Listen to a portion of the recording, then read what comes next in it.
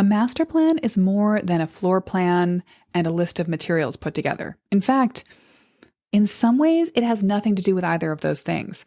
The real outcome of a super successful master plan isn't what the house is, it's how you are, how you feel, how confident you are, how easily you can communicate your goals to people, and the flexibility that you win by having thought it all out in advance. So today I've got a great show for you. I want to talk to you about what are the outcomes of a great master plan, but I'm also going to give you some fun, quick fix design tips and talk to you about one of my favorite mid-century house features, the floating deck. No, it does not really float. But for now, let's focus on not what your house gets out of a great master plan, which is a great remodel, but what you get out of it, which is great vibes. Hey there, welcome back to Mid-Mod Remodel. This is the show about updating MCM homes, helping you match a mid-century home to your modern life. I'm your host, Della Hansman, architect and mid-century ranch enthusiast, and you're listening to episode 1905. Now, we have just launched our late fall Mid-Mod Remod Squad. First call on Monday, next call a week from next Monday. You're still welcome to join us inside of Ready to Remodel at any time, of course, and you can always check out that free masterclass recording by dropping by midmod-midwest.com and choosing Learn with Us from the main menu. Here's something I share in that class that really always sticks with me because it's so sad that most people in America jump right into a remodel without any sort of vision or plan or planning time. Unfortunately, this always results in a non-zero amount of remodelers' regret when the work is done. You're going to regret some part of the process because you didn't think it all the way through. And it's usually a slower overall process too. Counterintuitively, taking a little bit of time at the start and to know why you want to do it helps you move faster and communicate more clearly to your team. I hear from so many people who think design is a good idea, but they just don't have enough time for it. They don't have enough time to devote to a deep dive into the master plan method, or they don't have the resources to work with Mid-Mod Midwest. If this is you, if it is, here's the really good news. It's not an either or proposition. You don't have to pick all the planning or no planning, because you can get so much benefit from a master plan, even if you only take time to tap each step in the process briefly. For people like you who might be feeling too crunched for hours or for days, weeks, or months until a remodel kicks off, I've made you your own resource, the Master Plan in a Month program. Master Plan in a Month condenses the master plan method into the minimum viable steps, the literal least you should do before paying someone to make a change to your house, or before you start to swing a pry bar around. Actually, pro tip, don't swing a pry bar around, someone will get hurt. But do take just a little bit of time, a month or a weekend, if you really want to focus and condense it, to run through the master plan method. I'll tell you why in a moment. First, I want to share your design tip of the week. And yes, I did choose it because it's meant specifically for people who want to make a change and don't have a lot of time to make that change happen. And here's our mid-century tip. Look, sometimes you need to make a change fast. You don't even necessarily need to remodel anything. You just need to see progress. So you can do this by adding a few more mid-century elements to a space you already have and then take a breath. You've made it better. It does help to have a couple of items working together. Just buy one thing isn't usually enough. Here's the quick room recipe I like to use. Pick a piece of furniture, a colorful thing, and then an authentic mid-century object to draw your eye and be a conversation piece. That might be a coffee table, a rug, and an atomic clock. Or a bedside table, or two, a throw, and a vintage alarm. A bench for the entry, an accent wall paint color, and a fun-shaped mirror. The list goes on. So let's focus on one thing you could buy to pull that whole room together. And let's start with the atomic wall clock. This is kind of the must-have item of vintage hunters. They can sometimes be quite expensive, but they are worth keeping your eye out for in vintage stores, particularly in like an antique mall that doesn't necessarily specialize in mid-century stuff. That's always going to be your best place to find something really cool and weird for way less than you would get it online. If you start curating your search towards Etsy stores, people who know what they're selling are going to sell you something, and that can be great, but they are going to add to the price tag because they know the value of what they've got. So if you are looking for this, remember, it's an object to look at. It does not necessarily have to work. If it's a plug-in clock, you are not required to plug it in. If it is non-functional, I mean, kind of who cares? You can tell the time on your phone. But a true atomic starburst clock, something that's just going to show out its sun rays, have fun metal pieces, maybe some gorgeous walnut, that's the sort of thing that you will build a whole room around. And you can start by using the room recipe. Remember, remodeling is slow, but changing up your house doesn't have to be. If you add 3 new or new to you pieces to your room, you could shift the entire vibe and then keep going. The best part is that choices like this can inspire you to go further later, or they can be rolled into your future changes. So if you take on a bigger remodel, you're not doing anything now with this move that you can't carry with you into the final remodeled house. If you want a handy guide to that quick start mid-mod room recipe system, grab it at midmod-midwest.com/room recipe. As always, you'll find show notes with that and the links to the references I'm going to make and pictures of our mid-century design feature and a transcript of this conversation on my website at midmod-midwest.com/1905. That's your show notes page link.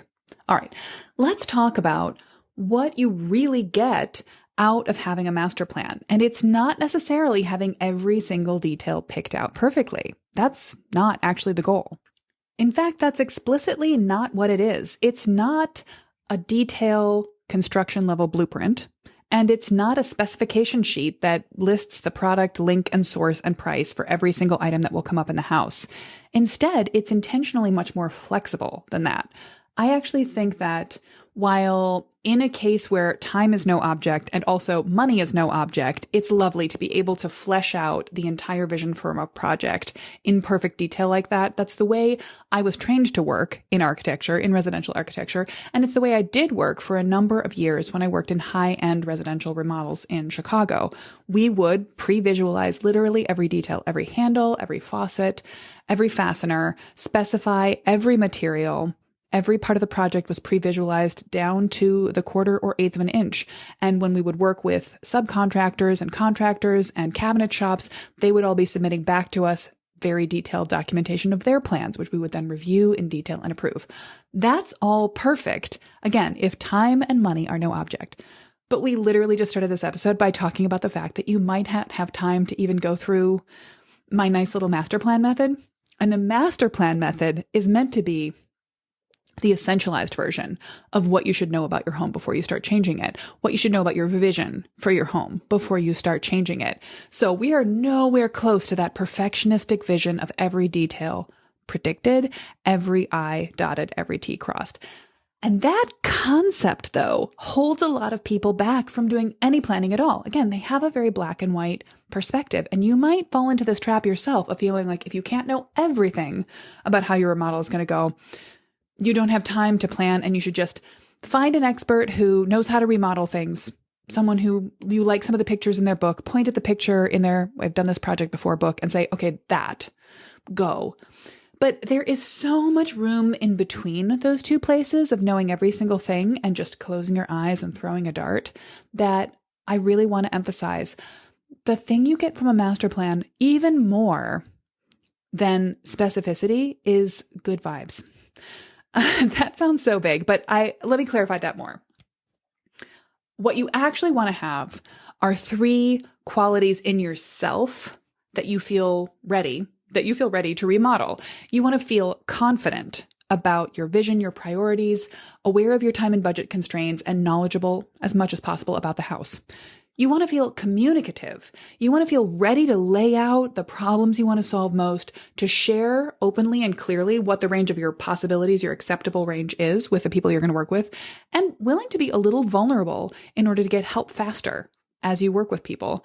And you want to feel nimble, flexible, ready to ask for advice on solutions without feeling out of control, ready to take in suggestions and evaluate them quickly, able to address how real-world considerations like cost, regulations, and structure will affect your dream, your plan, and ready to sort of take in the good news, the bad news, and move forward.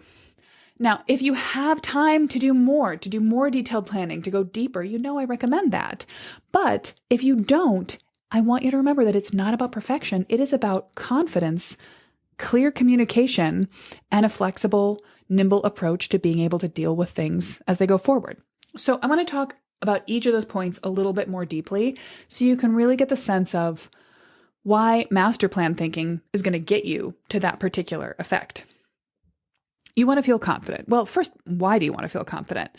I mean, I assume you just do. Do you not like being confident?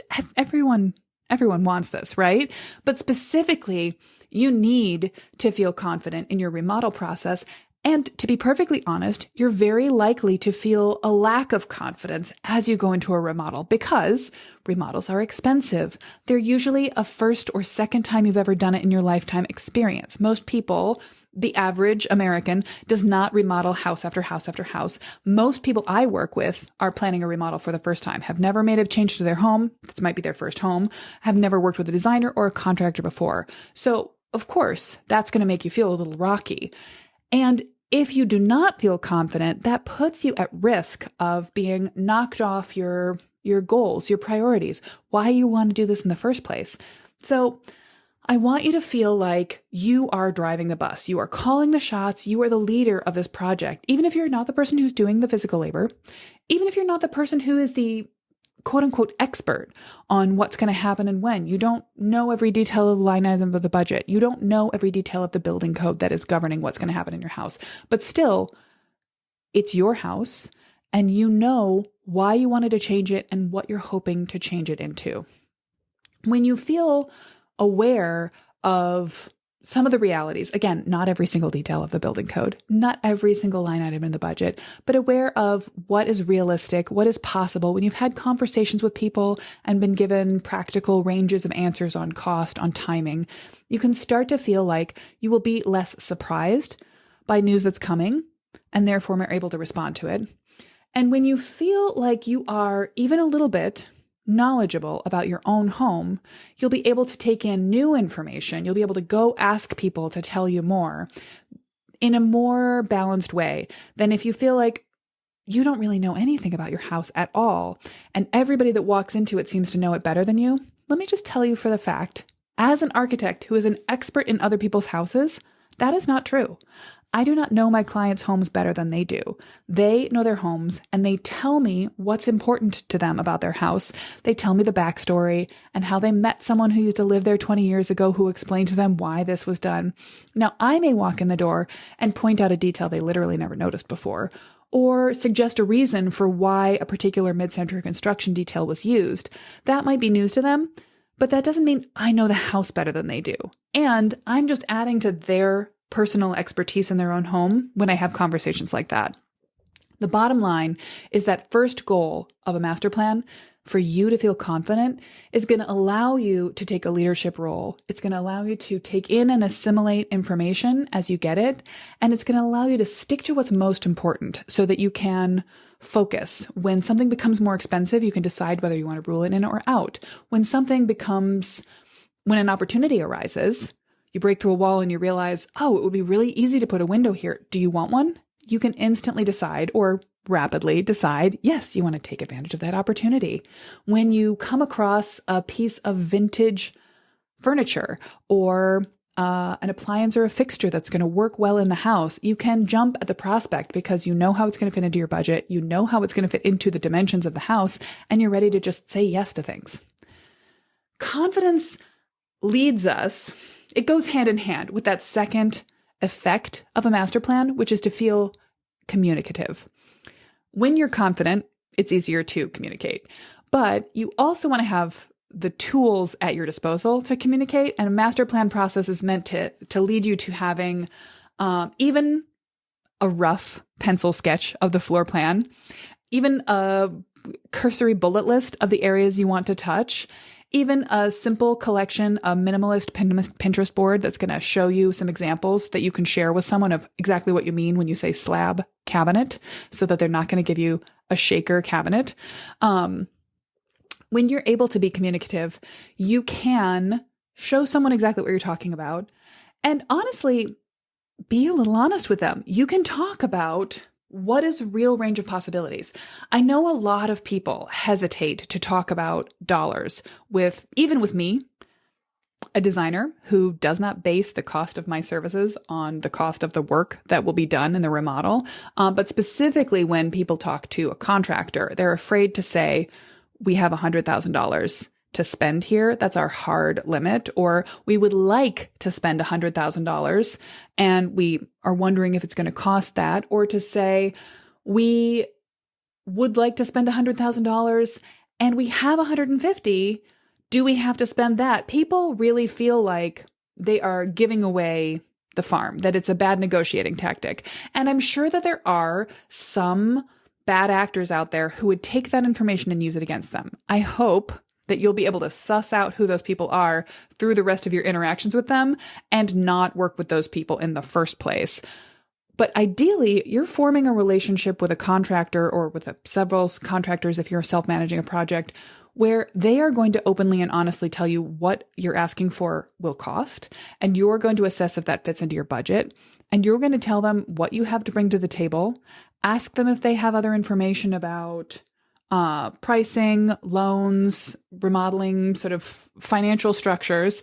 There are companies that can give you a zero interest loan for a year on the project because they have a relationship with a bank that gives them such a deal. So when you can talk about strategically what you've got in your budget, what you want to get done, and then how to make that happen, you're going to get the best feedback from the people you're working with. And they can tell you, look, there's no way to get a good bathroom and kitchen remodel done for your price tag. So probably you want to choose one or the other. Or they can tell you, yeah, you can do all of that for the dollar value you were hoping for, but you probably can't choose our highest range of finishes. Is that going to be a problem? It might not, because honestly, you're not always looking for the highest end finishes when in mid-century remodel, which we've talked about before. But being willing to be a little vulnerable with your budget and to be a little vulnerable with, I'm open to suggestions. Here's what I would like to achieve. Do you see a better way to get this done? Is sometimes the best way to get excellent advice from a designer like myself, from creative contractors who've had experience working in homes like yours, to work with someone. Now, the third quality you will get at the end of a well-done master plan process, that again is not knowing every little detail. It's not having everything picked out. In fact, it's the opposite of having every little detail locked in, is to feel flexible. You'll be ready, like I said, to ask for advice on solutions without getting out of control, ready to take in suggestions, but also able to make quick substitutions between one material and another, one solution and another. If you're not fixed on a specific tile from a specific tile company, tile is a hard example because people do fall in love with tile. If you're not set on a specific light fixture from a specific company, but instead you know you want a milk glass globe lamp in this particular spot, or that's going to be your language all the way through, there are a range of different price points where you can find that object. You might be able to get it from Home Depot. You might be able to get it from Schoolhouse Electric. You might be able to get it from West Elm. There are a number of sources that you can go to, whether they're going to come in the fastest time range and be available when you need them, whether they're going to cost what you want them to cost, whether they're going to work with the specifics of the contractor that is, whether they're the in-house supplier of your electrician, has that exact product isn't important when you just need a particular type of metal, a particular type of glass, a particular shape of object. So having a master plan vision, the way you go through the style guide process, makes you nimble. It makes you flexible because you know how you want the outcome to be, but you're not attached to very specific components of it. You want an overall effect that's going to work. So when you have the time to get more detailed, I still want you to hold your style guide a little lightly. I still don't want you to choose the absolute be-all, end-all product and be satisfied by nothing else. I want you to think about how you can substitute to go up and down the budget range, how you can choose something that's available locally so you don't have to wait for a shipping time from Europe. I want you to be able to feel like you can roll with the punches and make the remodel come together. And this is also going to help you remodel on a faster timescale. So if you've been letting the concept of perfection, of knowing everything, hold you back from jumping in and knowing anything, then I hope after all the mid-mod remodel episodes you may have taken in, this is the one that persuades you that a little is better than none. And you can actually go through the steps of the master plan process effectively by watching my free class and just thinking about each one during the duration of the class as it applies to your house. That's better than nothing. taking some notes in the class and then spending a weekend sort of going through each step with your partner and knocking out some of the disagreements, some of the miscommunications, some of the fuzzy areas in your thinking, asking yourself what matters most to you, asking yourself what you know about the house or should figure out, asking yourself what mid-century style is going to mean. That's going to move you closer to confidence, to communication, and to being flexible and ready to roll with the project as it changes.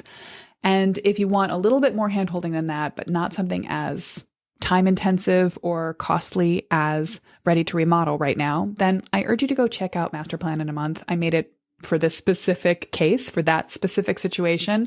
And I really do believe that it is an ideal way to get the most out of your situation. All right, let's take a little detour from our main topic and talk about a mid-century house feature that I love. Let's talk about the floating deck. Now, since I can't show you a picture right now, I should clarify. I don't mean what you might find if you throw a basic Google search in, which is a deck that floats in your yard, as in it's not attached to the house. This is a landscape design tool. A floating patio or a floating deck is a freestanding platform somewhere out in your yard that you walk away from the house to get to. Those are cool too, by the way, and a great way to make an outdoor room, depending on your particular yard layout. And if you have a beautiful, attractive back side of your house, that it would be nice to make a floating deck or patio out in the yard where you can sit and look back and admire the house. That's not the mid-century house feature I wanted to describe, though. I'm also not talking about a deck that literally floats. It's a recurring joke in architecture school that if you sort of create a design that looks pretty on paper but is underbaked structurally, and your instructor or a critic who's in to supervise your work asks you, okay, what makes that stand up? You can sort of squint or grimace and say, oh, sky hooks or possibly repulsor beams are pushing it up off the ground. No, that's not what I'm talking about either. The mid-century floating deck is actually very structurally sound. Usually it's because the joists that support the floating deck are the same ones that are supporting the floor of the house. They run continuously right through the outer wall and out to hold up the deck too. As it's built, it's a logical and sturdy detail, and it allows the mid-century builder to create a deck structure that doesn't need to come down and rest on the ground. It floats off the side of the house, which can be really beautiful. Sometimes it's a slender floor plate with only a little bit of railing, and sometimes it's wrapped like the prow of a ship with the same material as the siding of the house, or something as a contrast. The effect is to create another horizontal datum line that runs across the house. And aesthetically, it's a great detail. Practically, it can also be lovely because it might guard a sort of a Juliet balcony, the kind where you could walk out through sliding doors from a bedroom or a den onto a little platform that doesn't lead down into the yard, but it gives you a chance to experience fresh air without having to go to the main door of the house. It gives you a chance to put in a bigger window with a bigger opening area. You could use a sliding door as a window that steps out onto an almost nothing space that's like a 3-foot deep floating deck. Unfortunately, there is a downside to this detail, which is that the joists that support the deck run straight through into the house, as I mentioned, and this can create several problems. One is that there's no way to have an insulation break. You can't have a continuous line of insulation that separates inside from outside when there's structure running straight through from inside to out. And the other one is that if the deck isn't properly maintained, the wood in the deck structure can start to experience rot, and then that can translate through into the house structure as well. I was thinking about floating decks recently because there is a set of apartment buildings in Madison that I drive by regularly on my way to visit my sister that sit at the edge of Tenney Park. And they're finished with a dark brown stained board and batten siding, which gives their two-story form what might be a vertical aspect, but then they also have these lovely horizontal floating decks at the second floor that helped give the building a more horizontal line and kind of anchor it and keep it snug and low to the ground.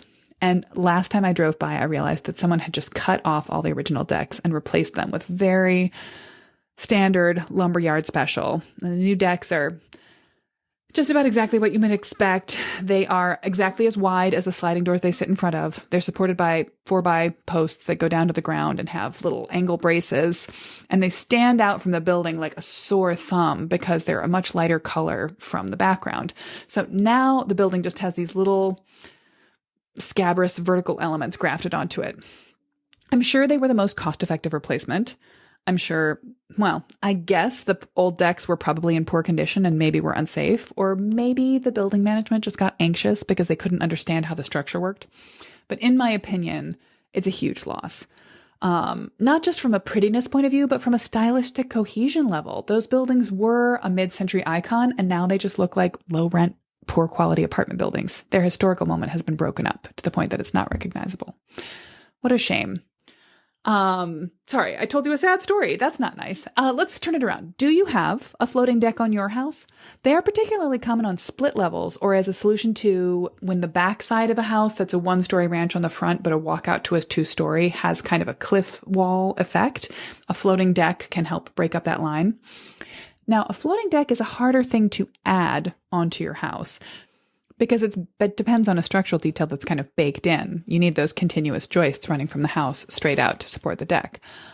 But if you are going to add a deck, large or small, to the outside of the house, you can give it a little bit of a floating deck aesthetic by using the vertical columns that support it on the ground, which is normal and fine, by the way, but setting them back perhaps a little bit from the outer edge of the deck so that they fall into the shadow line of the deck.